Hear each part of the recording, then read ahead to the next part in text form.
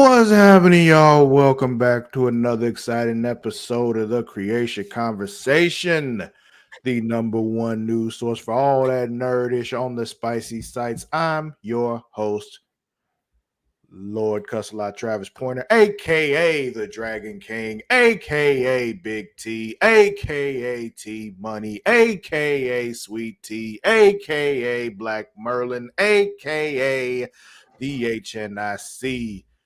And I am joined today, by somebody I think. I'm not sure. Maybe y'all can help me out and let me know who the fuck else is here. Maybe he's not. I don't know. But maybe it's the patron saint of podcasting, the warden, Matt Ritter. I also got called the smut guru at work, and I really like that one. the smut guru. That is correct. Because I educate everybody on all things that they don't know about in the world of what we do, smut-wise, cuckolding and It's all good to sorts of be, things. Informative. Yeah, that's better. There's a reason we're here. It is. There's a very good reason why we're here.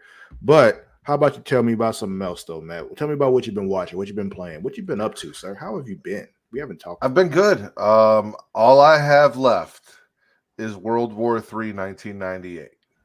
That is it, and then I'm done. I got in World War III, but yeah. Yeah. Actually, I've been watching a lot. So I watched Immaculate with Sydney Sweeney. Okay. I don't know if it was before or after our last show, but I also watched The First Omen. I don't remember if I said that or not last week. I don't remember you mentioning that before, but it's also possible that I just wouldn't remember because my memory's bad. So yeah. So Immaculate with Sydney Sweeney, which is basically just The First Omen. But so like we came up in the church, right, Travis? Like we came up in a private school. We talk about it all the time. Correct. Do you remember what they say about what's going to happen when Jesus comes the second time? I remember a lot of things about that. What are you referring to in particular? Oh, just the fact that like when he shows up, there's going to be earthquakes and yeah. Gotcha. Disease and all of these things that are kind of happening now, and then he's going to burn the world in fire. I kind of remember that. Yeah, destroy it all and then kind of rebuild it and shit. Yeah. That doesn't sound like the Jesus I remember reading about. That's because you didn't spend enough time in Revelation, bro. Like I stayed in Revelation because it's just like, but so like this is where all the fun stuff is. I was gonna say, like, how is it any worse than what's gonna happen when the Antichrist comes? Like, how are they any different? Like, the Antichrist is gonna come. The Antichrist is all a part of that. That's the whole thing. Yeah, I know. It's just like I don't know. So it's one of them is about the birth of the Antichrist, Damien, because it's a prequel to the Omen, and the other is the kind of them trying to make the second coming of Jesus. And I'm like, both of these are terrifying. Neither of these sound good because none of us, especially the people who think they're like really good Christians, are going to survive either of those things. Most of y'all, if the rapture happens, a lot of y'all are going to be looking around like, why the fuck didn't I get picked? I'm going to be honest with you. A lot of you who are damn sure sitting there right now like, I'm going, are going to be sitting in your fucking chair like, what happened and why not me? I'm going to be honest with you. But a lot of y'all ain't shit. A lot of religious horror. Also Abigail, which was really good. Katie recommended that to me, so I watched that. And then me and Kate watched this movie on Netflix called Hitman, which is basically this guy pretending to be Hitman. I haven't watched it yet. It's funny. So like you remember in the 90s when they used to do the trope where like there was the nerdy girl and then she took off the glasses and she did her hair and oh my god, she's hot now, right? Yeah. Same fucking premise. And I'm looking at this dude, I'm like, if you could be that hot all the time, why would you ever not be that? Like, why would you exist in normal life not that attractive and only pretend to be hot? Like, no, I would be that hot all of the time. Fuck you. But playing Pokemon Insurgents, still working my way through that.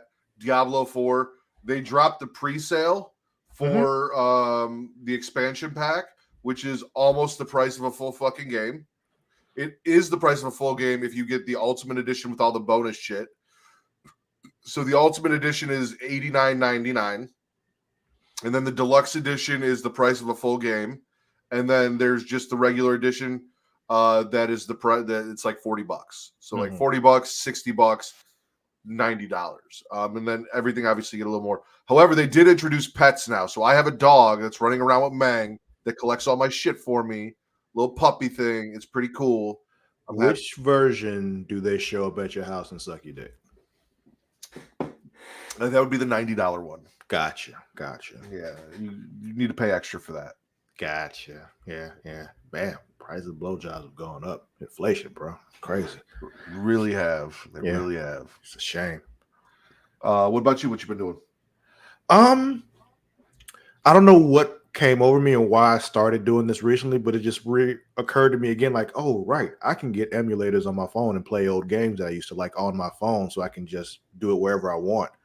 And so I got this emulator on my phone, and I got, a couple of ROMs from a non-disclosed location, because I'm not going to put them out there on the internet, because I get them in trouble.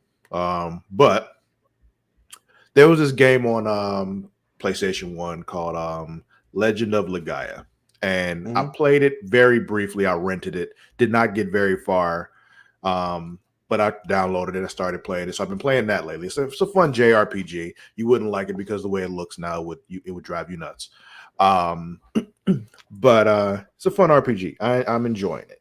As far as what I've been watching, watched a couple more episodes of Doctor Who with Amani. I like these episodes more than that first episode I watched with her. Okay. So it's fine. It's not like I'm not upset about watching it ever, You're not getting a TARDIS for the house. No, not at all. See, I had neighbors who were big into Doctor Who, so I know a lot about Doctor Who, weirdly enough, for someone who's never watched Doctor Who. Also, epic rap battles of history, Doctor Who versus Doc Brown was really good. It sounded like me with like Hunger Games and shit, where it's just like, I've never seen Hunger Games, but I know way more about it than I should. For never seeing it, yeah. Let's see what else. That Star Wars show, Acolyte. Started watching that too. Was that? I watched the first 2 episodes. Oh, okay. I don't know if another. Yeah, third one came. Yeah, third one came out. We've seen all 3 of them.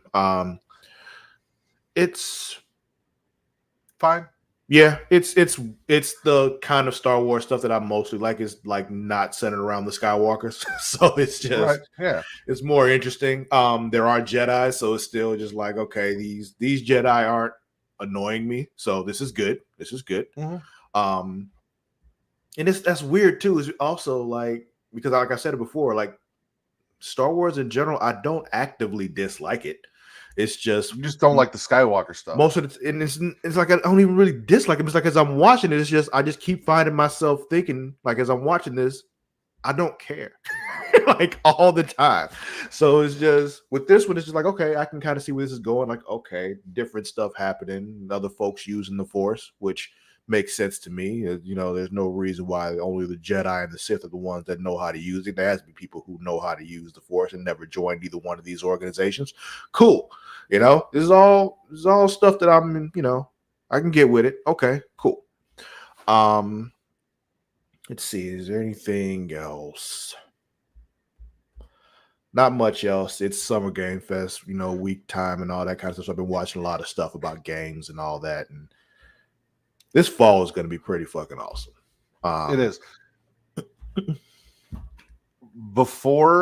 So we talked about like Pokemon Insurgents, how I've been playing it. You said Kobe downloaded it, he started playing it, and you were thinking about it. I got it on my computer. I just haven't started playing it yet. Okay.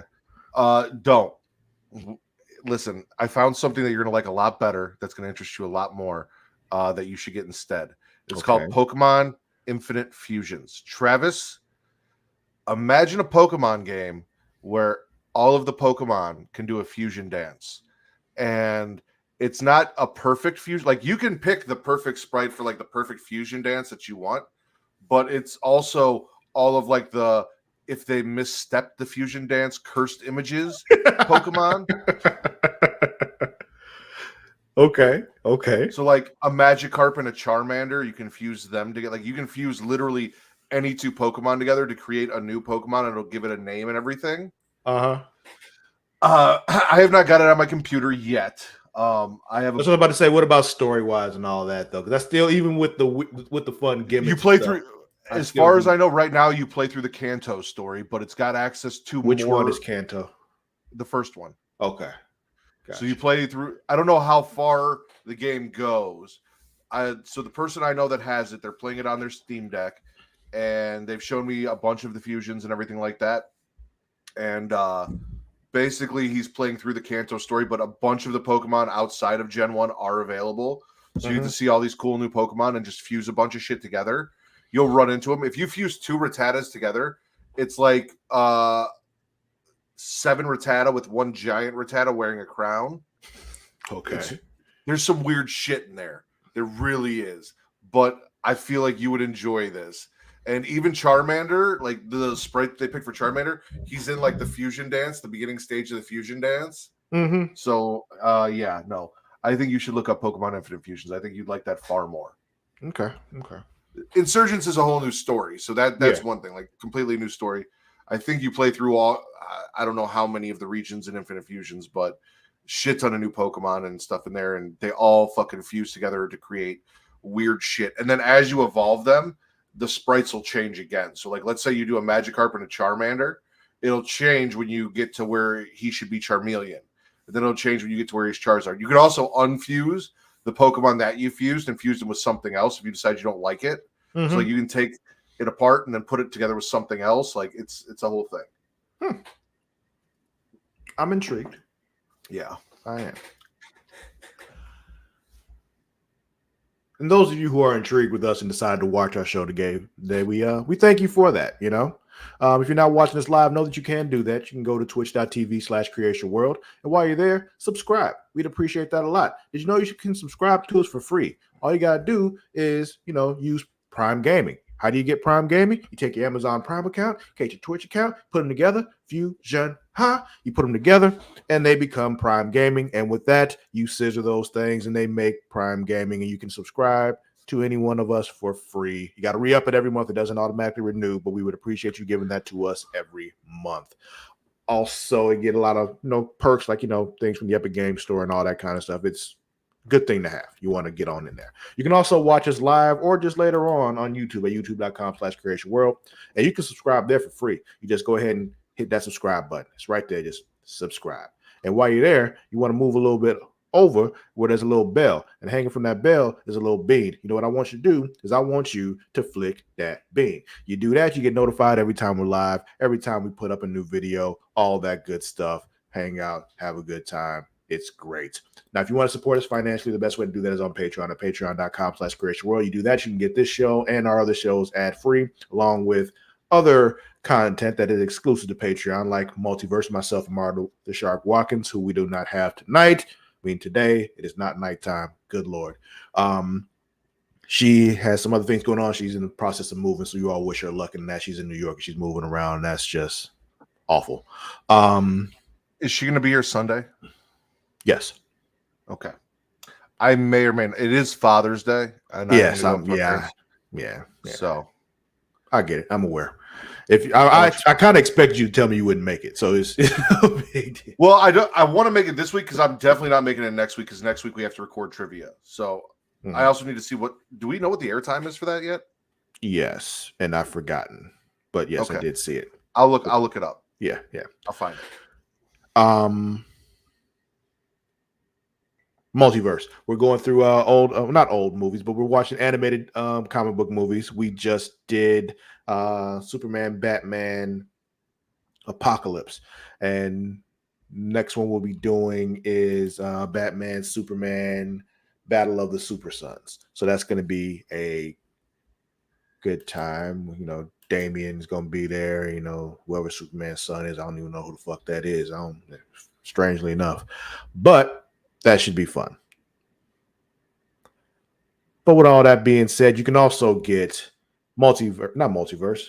Return to Wrestling with myself and the Warden, Matt Ritter. We're going through old WCW stuff. We started at the first Nitro, working our way all through the Monday Night Wars. We just got through Halloween Havoc 1998, and we're moving forward now to World War III 1998 will be our next episode, and that's going to be fun because World War III is a fucking mess, and messes are fun. What else we got on Patreon, though, Matt? We gotta have to ask with me and my wife Kate, where we sit down, we do "Am I the Asshole" posts. We go on Reddit and we read those. We have guests. We get a little insight into our lives and our relationship and all of that fun shit. And it's a good time. And you get to know my wife a little bit better, and her talking shit, which who doesn't enjoy her making fun of me? It's my mom's favorite thing. So I get it. 8 p.m. Central Time, 9 p.m. Eastern, which means we would go live at 11 p.m. because an hour after Eastern, so 10 p.m. So when we start, so I don't know. I'll ask and I'll see if they want to go, if we can go an hour later again or not, because we should be done by 11. So cool. Well, with that, let's go ahead and get into Newsy Time. We'll let you go ahead and do your topic first, Matt. What you got? So recently, Travis and I watched the Xbox showcase with Kobe, and one of the things they announced was Gears E-Day. And I called John immediately because John's my Gears buddy, and he's like, "Well, they're not doing Gears of War 6. E-Day is the first game, blah, blah, blah." So Logan Moore over at comicbook.com dropped an article. Gears of War 6 still being planned despite the E-Day announcement. So Gears of War Developer Coalition has made it known that it still plans to continue the mainline series with an eventual Gears of War 6. In the past day, Xbox surprised fans when it announced Gears of War E-Day rather than take place after the events of Gear 5. E-Day is a prequel set before the events of the original Gears of War that will see protagonist Marcus Phoenix and Dom Santiago once again in the spotlight. Despite now working on this prequel, though, those at Coalition say they're not abandoning the ongoing storyline of the franchise. In a write-up at Xbox Wire, Moore was explaining about what Gears of War E-Day means for the future of the property. Specifically, it was stressed that just because E-Day is the next game in the series, it doesn't mean that there are no plans to continue the saga after the events of Gears 5. Instead, Gears of War E-Day is simply the game that those at the Coalition wanted to work on because it was what the studios seemed to be the most passionate about at the moment, which makes sense because, don't get me wrong, I enjoy the entire franchise. We've lost a lot of main characters. A lot has changed. We're in a point now where people's children are of fighting age to join the war and shit from the first games. That's how far we've gone. So going back to the original two main characters and the core of the story, I feel like that's what people want. That's what people are most passionate about. That's what got people into Gears. So I could see getting away from that over the years, wanting to get back to that. Of course, this isn't the end of the ongoing stories in the Gears series either. The team is content with the stories told in Gears 4 and 5, by no means abandoning them. But the collective passion for such iconic story or such an iconic origin story was simply too great to ignore, said the Gears of War E-Day announcement post from Xbox. The story of E-Day and the origins of Marcus and Dom are such powerful, pivotal events, not pitiful. The Coalition couldn't wait to tell it. So, we're going to get a Gear 6 eventually. God knows when, 2028, 2029, 2027, who knows. But E-Day is coming, and I'm very interested to see, because we just saw the teaser clip of the cinematics. Yeah. So I don't know what the game is going to be as far as online play and stuff like that. I'm sure it's going to be a full-fledged Gears game, not just campaign, but we'll see. Mm-hmm. I've never played a Gears game. They're great. I'm just not never had an Xbox, and when it comes to my PC, it's just not high on my priority list for things for me to play. But I know there are a lot of people that love it. I know there are a lot of people who are really into it, especially like you and John. I know love it. So I'm happy for y'all. I mean, it makes sense though. There's no reason why anybody would think they're not going to continue the story. They do it. Prequels come out for everything, prequels come out for movies and TV shows and all that kind of stuff. It doesn't mean the other stuff stops, so good for them to give, that confirmation to people who for some reason thought they would. So everybody can stop their bitching. Yeah, John. Basically. All right. Let's watch this trailer for something called Fight Night, the $1 Million Heist.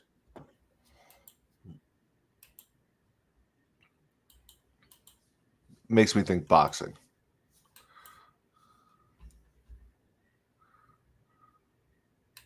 Is that Kevin Hart? Mm-hmm. On the biggest night in Atlanta history, there was only one place you had to be. Oh shit! Yeah, quite the This cast. shindig is just the beginning.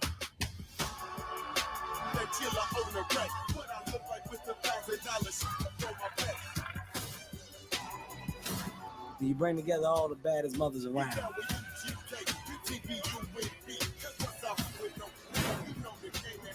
Something's bound to go down.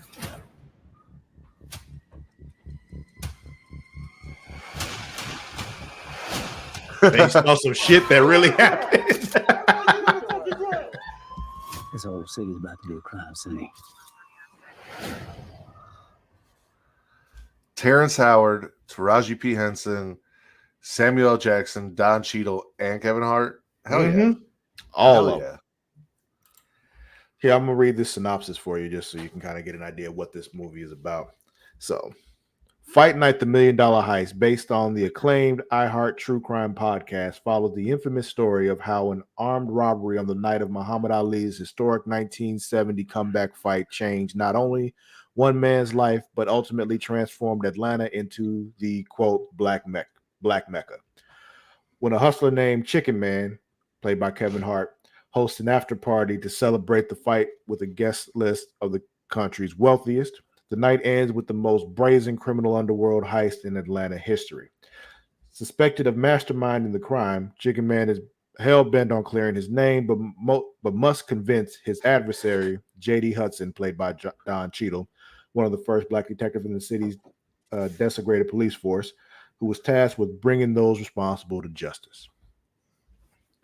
So yeah, that's what this one's about. So it's going to be on Peacock in September. Y'all check that out, even though Peacock is a trash app, but still check that out. It is a trash app. Yeah. So my topic. That look good as fuck. Oh, go ahead. No, I just said that look good as fuck. Yeah. So my topic. Another thing that we saw during the Xbox game showcase was Dragon Age, the Veilguard. Now when we watched it, I told you the art style itself wasn't what I expected. I didn't hate it, but it wasn't what I expected. I think you sat here and said it's sexier than Gears, which is rude as fuck. I'm going to explain why. However, the actual gameplay showcase of this whole thing happened a couple days ago on Tuesday, and I must say, Matthew, it looks phenomenal. I had to fight the urge because, I was in public watching this, not to pull out my dick right then. However, you were in public watching this. Where were you watching this? Huh? Where were you watching this? At the store. I was watching it on my phone. I was like, because you work from home, you don't commute. Where in public would you have been? Yeah, I had to go to the store. So okay. And while we were out, I pulled it out on my phone and was watching it because the store things we were doing were not very interesting to me. So I'm like, I'm gonna watch this now. Finished it when I got home. But anyway, it was great. But the romance details have been revealed for this game. So they're letting us know now who we can fuck. All right. Because that's important. Those who play these games know the romance options are very important. I do not believe there's a bear to fuck, Matthew. I'm sorry. So here we go. This article comes from IGN. Dragon Age: The Veilguard romance details revealed, including confirmation that all companions will be pansexual, which is different. The first 3 games, there have been some who were pansexual. There were some who were homosexual. Then there were some who were, straight. Yeah. Then there were some who were asexual. Like it was one that you just couldn't romance no matter what. This time you can fuck everybody, no matter who you are. And I'm like, all right, everybody fucking. I need them to give me like a difficulty though, right? Like you need to have game to get certain people. You can't just go fuck. Oh, none of them are like one of those things where you just, talk to them a couple times and then you fuck. You got to get there. I'm just saying, like there should be certain characters should have a higher difficulty. Like you really got to woo them. Some people got to be real easy. Like hi, and then you get your dick sucked in an alley. Some people you got to put in some effort. Yeah, there are some that are more promiscuous than others. Like it is a thing. I mean, it's like that in Baldur's Gate too. Also, because we just talked about how the also. price of a blowjob has gone It's gone up. It has. Yeah, it no, has. it has.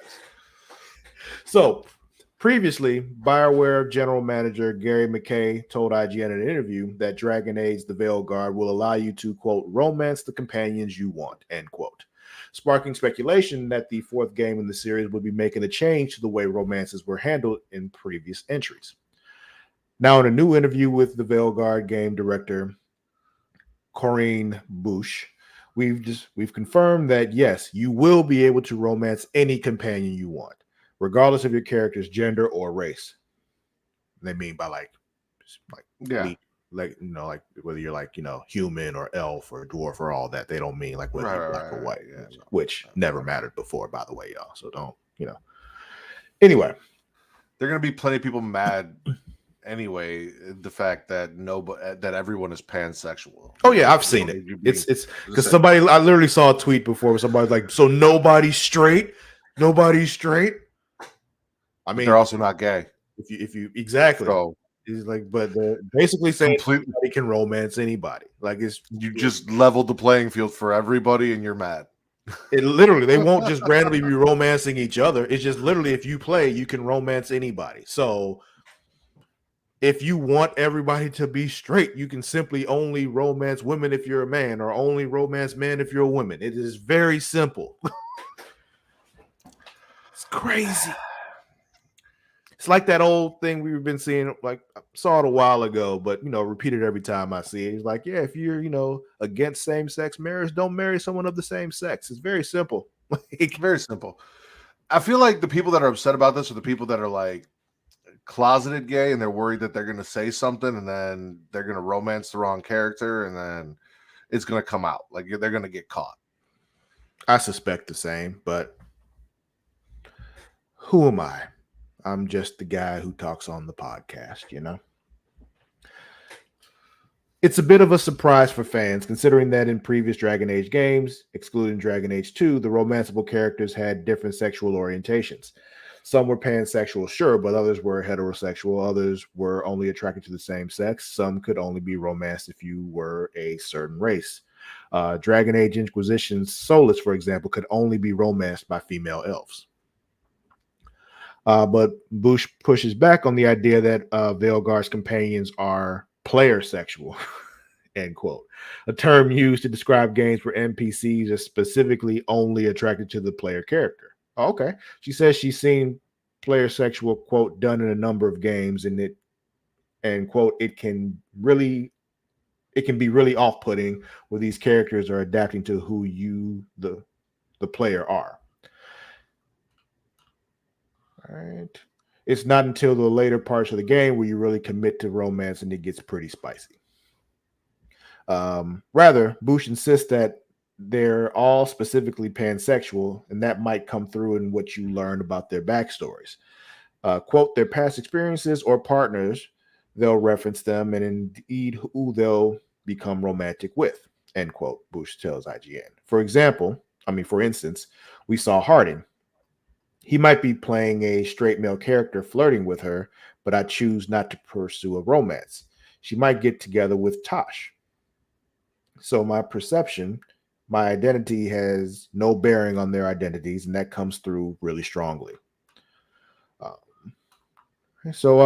When asked if that means it won't take long for romance to become an option in Veilguard, Bush confirms that you will be able to start flirting with everyone pretty early as you recruit all 7 companions throughout the first act. But she clarifies, quote, it's not until the later parts of the game where you really commit to romance and it gets pretty spicy. What's up? Can I fuck all 7 companions? That's what I want to know. I'll give you the answer that I give my players in D&D. You can certainly try. Fair. Speaking of spicy, of course, Dragon Age the Veilguard is a BioWare game, and games from the studios, specifically those in the Mass Effect and Dragon Age series, are known to have some fairly explicit sex scenes. Bush confirms that Veilguard will be no different, particularly towards the end of the game. Of course, we are an M-rated game, she says. We do have nudity. There's end quote. There's also obviously parallels to be made between Veilguard and last year's critical darling Baldur's Gate 3. The latter became known not only for its deep romances, like the Veilguard Baldur's Gate 3 player characters can romance any companion regardless of gender or race, but also for its sex scenes, including one involving a wild shaping druid that went pretty viral. Your favorite one, Matt. Bush isn't afraid to admit that she has played Baldur's Gate 3 and loved it. She's an, quote, RPG fan through and through. The more character-driven, party-based RPGs with deep emotional connection, the better, end quote. Just like real life, our companions have such diverse personalities. Some of them are more physical, more aggressive. What I love about the two games is I think they live side by side in a really interesting way, she continues. They're very different games, but those emotional connections and how the narratives hook you, I think there's a space for both, end quote. Specifically in regards to the sex scenes and how the Veilguard will handle theirs differently, Bush says some of Baldur's Gate 3 scenes were, quote, shocking and comical in some ways, and I would say I love that. Our companions, we want them to be relatable and fully realized. So they can get spicy, but in a way that I think people will actually relate to, end quote. So basically, no bear sex. Bush goes on to say that how sexually explicit the scenes are, too, will vary between characters. Some of them are more spicy than others, she reveals. Just like real life, our companions have such diverse personalities. Some of them are more physical, more aggressive, and some of them are more ... We have a gentleman necromancer, for instance, that is more intimate and sensual. You want to get sensual with the necromancer, you can do that, Our interview with Bush comes as BioWare continues to roll out information about the highly anticipated Dragon Age sequel, with the cinematic trailer having dropped at Xbox Showcase over the weekend. Dragon Age the Veilguard will debut sometime this fall. For more, check out the breakdown, blah, blah, blah, blah, blah. So, yeah. Get your fuck on in Dragon Age, y'all. I'm down. So am I. Like I said, I'm really looking forward to this one. This is going to be... It's a game I've been looking forward to for a long time. Like before Baldur's Gate 3 came out, Dragon Age was my D&D equivalent. But it's a different kind of game. Like I said, that gameplay breakdown was really good. I actually do still plan on doing a live breakdown thing of that one. I'll probably just do that on IG Live, but that's going to be fun. But Matthew, Travis, since it's just the two of us here, just the two of us, I'm going to do something that we haven't done in a while, and I'm not sure how long this will take. It'll take us to the end of the show, I'm sure. But I want to take another look at this Dynasty Warriors origin trailer. So I figured, let's hang out and watch this. We'll look through it, break some shit down, see if we recognize people, all that good stuff. We're just going to have fun and just talk about Dynasty Warriors for a while. You okay with that? Absolutely not. Fuck that. That's a terrible idea. Let's do this. Damn. I figured I thought you'd be into it. I don't know. Maybe I haven't known you for over 20 years, but all right, let's go.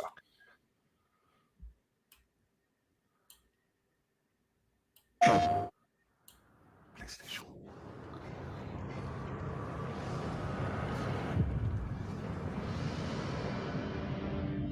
Soldiers and officials alike oppress the people for personal gain. And the people must turn Yellow Ribbon Army. Yeah. Figure what I'll do is I'll play it all the way through once first, and then perhaps this is we'll go heaven's back way of lamenting the state of the land. But yeah, got the red Men ribbon. are powerless at the feet of the divine. Yellow Turban. But even so, Yeah, we Someone red must ribbon have- Army is what I was thinking of from Dragon Ball. Yeah, Well, I said Yellow Ribbon. That was on me. yeah, but I can see why though. Yes, it was Dragon Ball.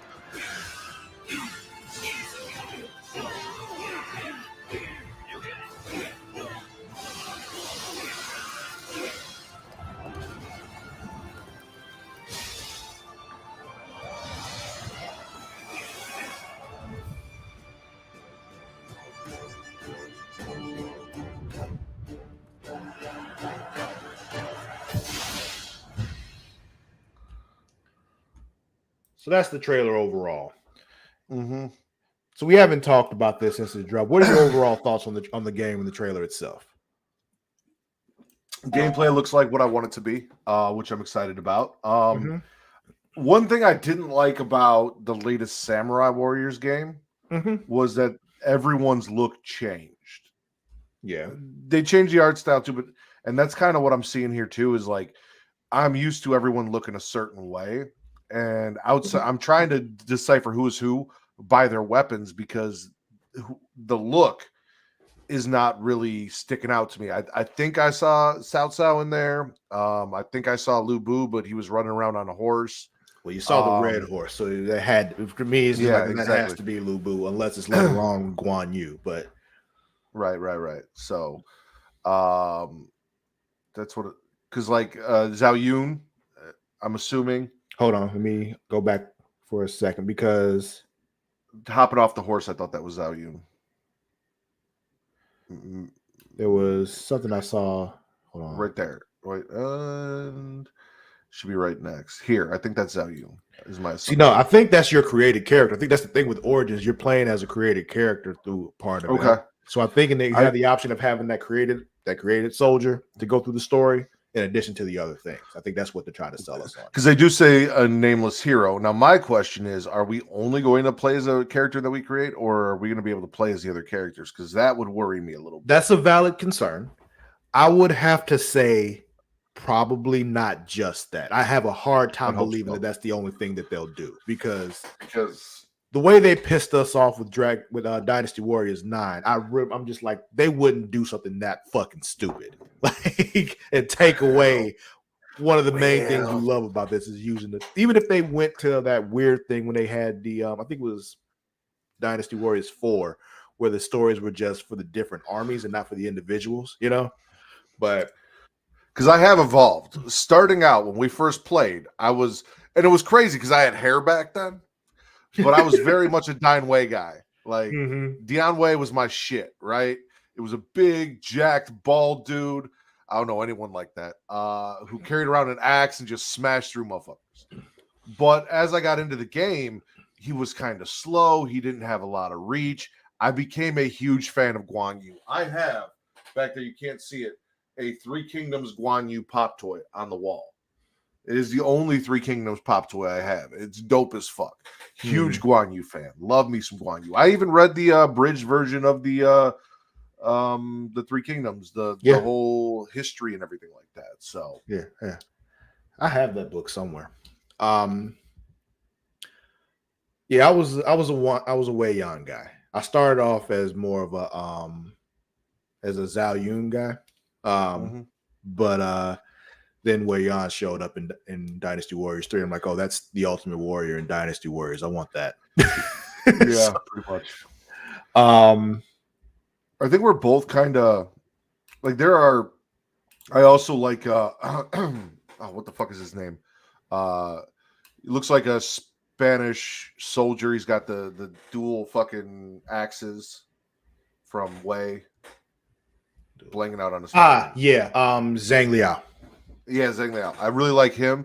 So like I think I've got everyone in just about every one of the main 3 armies that I really enjoy playing as. I've got one in each too. Like in Shu, I've got Wei Yan. In Wu, I've got Zhao Dun.